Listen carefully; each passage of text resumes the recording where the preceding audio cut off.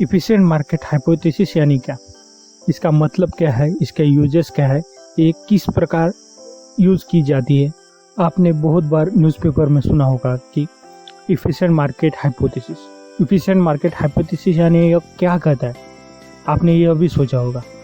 अब मैं यह बताऊंगा कि इफिशिएंट मार्केट हाइपोथेसिस क्या कहता है।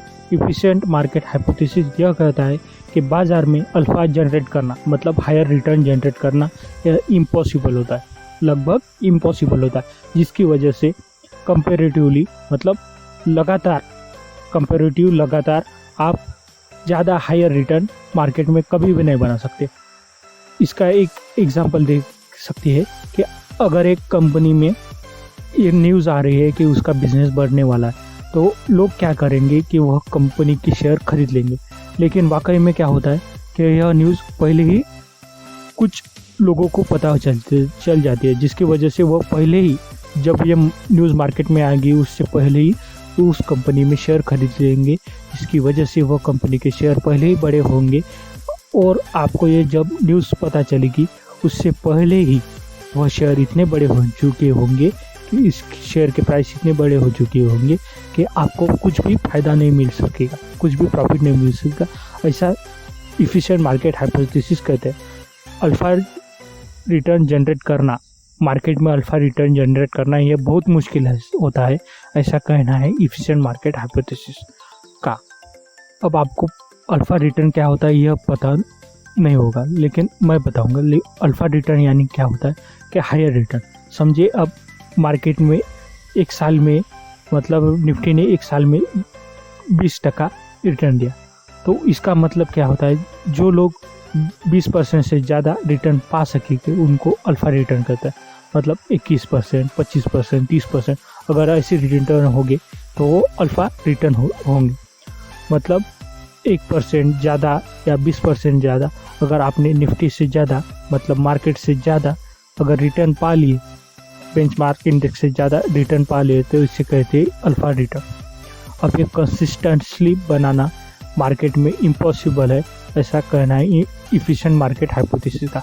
इफिशिएंट मार्केट हाइपोथेसिस कहते हैं कि कोई भी न्यूज़ हो उसे मार्केट फैक्टर इन पहले ही कर लेता है, जिसकी वजह से जो कोई इम्पैक्ट है शेयर प्राइस पे वो पहले ही हो जाने की वजह से आपकी जो थियरी है वो धरी की धरी रह जाएंगी और आपको अल्फा रिटर्न जनरेट करना लगभग इम्पॉसिबल होगा। इफिशिएंट मार्केट हाइपोथेसिस यह कहता है कि कभी भी कोई भी शेयर अपने फेयर वैल्यू पे ही ट्रेड करता है, वह न कम होता है न ज़्यादा होता है। मतलब इनका कहना है कि इंटरेस्टिंग वैल्यू नहीं होती, इंटरेस्टिंग वैल्यू किसी भी कंपनी की नहीं होती, वो ऑलवेज अपने फेयर वैल्यू पे ही ट्रेड होता है, जिसकी वजह से किसी भी शेयर में चढ़ाव या उतार नहीं हो सकते।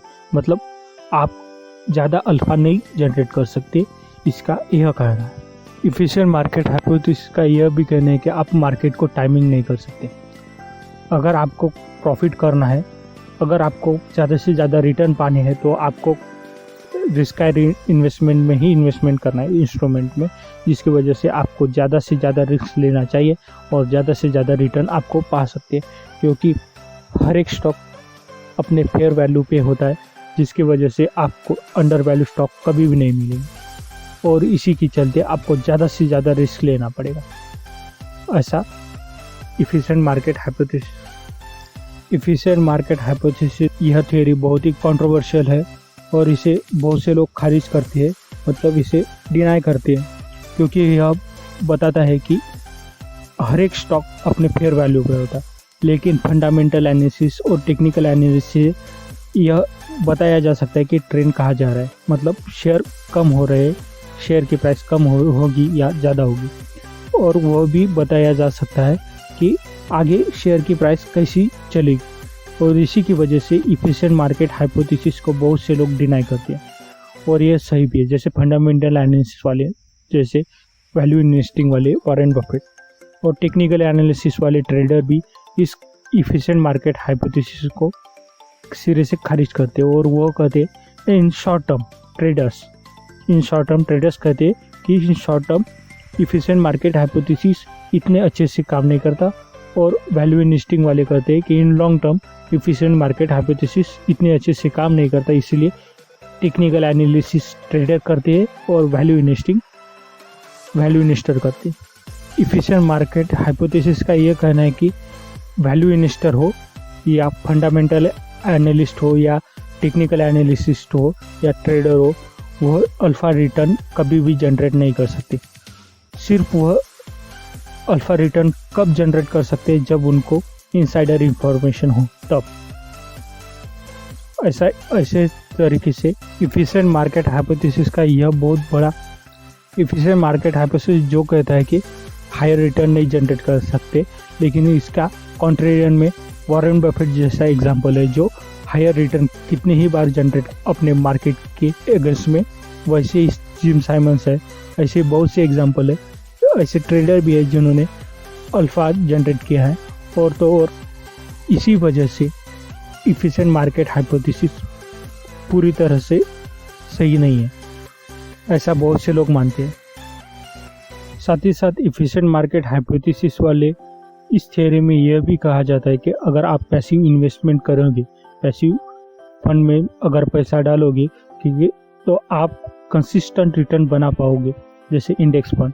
ऐसे इंस्ट्रूमेंट में अगर आप पैसा डालोगे तो आपकी रिटर्न लगातार बने रहेंगे और आप मार्केट को ना तो बीट पर कर पाओगे, लेकिन आप कंसिस्टेंट रिटर्न जरूर बना पाओगे, ऐसा इफिशिएंट मार्केट हाइपोथेसिस कहता है।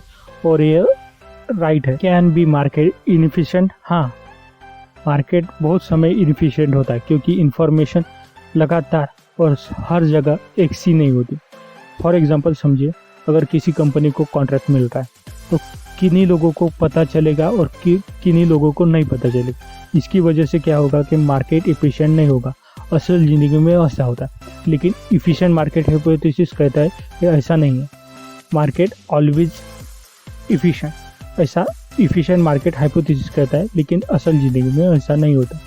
जो लोग यह जानेंगे कि यह इस कंपनी को यह कॉन्ट्रैक्ट मिलेगा, वह लोग खरीदेंगे, जिसकी वजह से मार्केट में उस कंपनी के प्राइस बढ़ने लगेगी।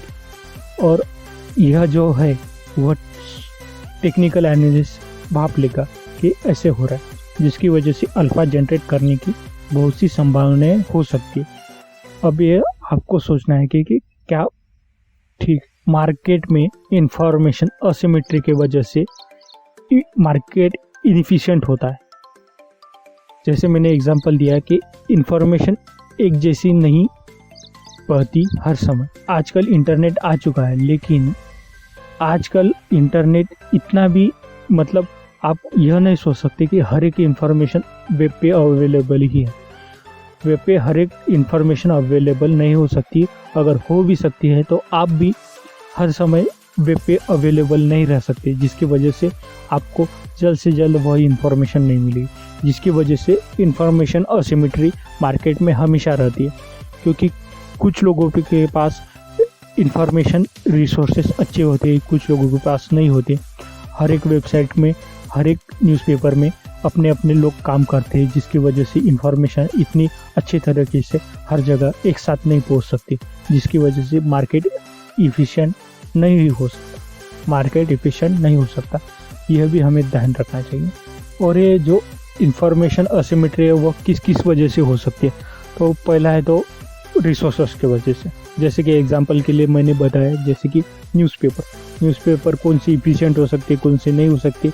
आप वह ये भी नहीं पता कर सकते कि वह इंफॉर्मेशन राइट है या रॉन्ग, क्योंकि जल्द से जल्द इंफॉर्मेशन देना यह बहुत से न्यूज़पेपर का काम होता है।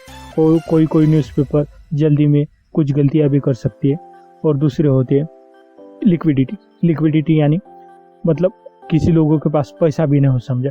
अब यही एग्जांपल देते हैं कि उस कंपनी के कॉन्ट्रैक्ट मिला और लोगों ने शेयर बाय करनी शुरू की, लेकिन आपके पास पैसा नहीं होने की वजह से आप उस कंपनी में बाय या सेल कर सकते हो क्या? नहीं, क्योंकि आपके पास पैसे नहीं है, लिक्विडिटी नहीं है, जिसकी वजह से आप यह ट्रेड नहीं ले सकते, जिससे कि आप यह इफिशिएंट मार्केट हाइपोथेसिस को गलत साबित कर सकते हो। मतलब यह कि इंफॉर्मेशन असिमेट्री हमेशा इस मार्केट में रहेगी। और अब हम देखेंगे इंफॉर्मेशन असिमेट्री का और एक example human psychology. Human psychology यानी अब जब यह शेयर बढ़ रहा है तो शॉर्ट टर्म में ट्रेडर क्या सोचेंगे कि यह शेयर बढ़ रहा है तो हमें यह खरीदना चाहिए, जिससे कि और बाइंग आएंगी उसी शेयर में, जिसकी वजह से और वह शेयर बढ़ेगा। ऐसे ही डिफरेंट माइक्रो ह्यूमन साइकोलॉजी होती है मार्केट में, जिसकी वजह से इंफॉर्मेशन असिमेट्री आ जाएगा। और यह दूसरा एग्जाम्पल है इंफॉर्मेशन असिमेट्री का। और अब हम और एक एग्जाम्पल लेंगे जिससे कि इंफॉर्मेशन असिमेट्री होगी। अब और हम देखेंगे इंफॉर्मेशन मतलब इमोशन, ह्यूमन इमोशन, जिसकी वजह से इफिशिएंट मार्केट हाइपोथेसिस गलत होता है। जैसे अगर हमें पता चले कि यह कंपनी डूब जाएगी, ऐसी न्यूज़ आई और हमने सेल किया, इसी वजह से वह कंपनी के बहुत से शेयर कम हो जाएंगे, मतलब प्राइस कम हो जाएगी, जिसकी वजह से इंफॉर्मेशन असिमेट्री बच सकती है। मार्केट के इनएफिशिएंसी की वजह से ट्रेड लॉस भी हो सकते हैं, मतलब बहुत बड़े लॉस भी हो सकते हैं। इनएफिशिएंट मार्केट का और एक एग्जांपल है मार्केट फेलियर। कभी कभी मार्केट फेलियर मार जाता है, मतलब ऐसी कंडीशन होती है कि सप्लाई और डिमांड में इतने बड़े गैप हो जाते हैं कि मार्केट को बंद करना पड़ता है।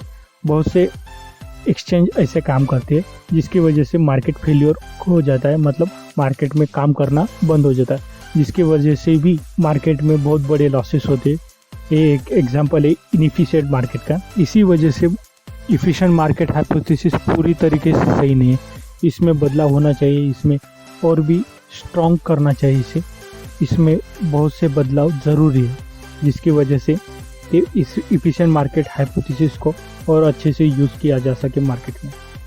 इनएफिशिएंसी का और एक एग्जांपल है जैसे आर्बिट्राज होता है, मतलब आप एक शहर से एक सामान खरीद के अगर वह दूसरी जगह बेचोगे तो इसमें जो डिफरेंस होगा इसे कहते हैं आर्बिट्राज।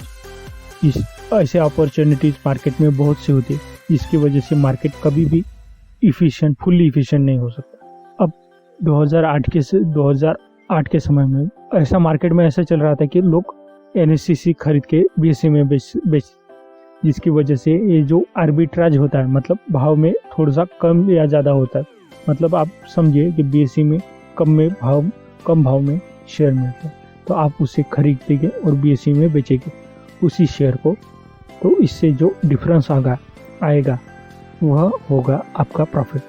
तो ऐसे भी आर्बिट्राज अपॉर्चुनिटीज़ मार्केट में होती हैं। अब आखिर में इफिशिएंट मार्केट हाइपोथेसिस राइट है या रॉन्ग? लगभग वो राइट है, लेकिन उसके बहुत से ऐसी थिंग्स है जो कम्प्लीटली रॉन्ग है। मतलब आप समझिए कि इफिशिएंट मार्केट हाइपोथेसिस आपको एक थ्योरी की तरह लेना चाहिए, जो कि एक सर्टेन वे में राइट है, जो आपको एक पर्सपेक्टिव देता है और आपको वो पर्सपेक्टिव लेके चलना होगा और आपको उसे यूज़ करना होगा अपने असल ज़िंदगी में। लेकिन यह फुल्ली राइट थियरी नहीं है, जो कि उसे मॉडिफाई करके ही सीखना चाहिए और ज़्यादा से ज़्यादा मार्केट में कैसा काम करना है यह सीखना होगा। और इसी तरह वीडियो पाने के लिए आप इस YouTube चैनल को सब्सक्राइब करें, बेल नोटिफिकेशन ऑन करें, जिससे कि आपको नोटिफिकेशन आए और ऐसी ही वीडियो पाने के लिए सब्सक्राइब कीजिए।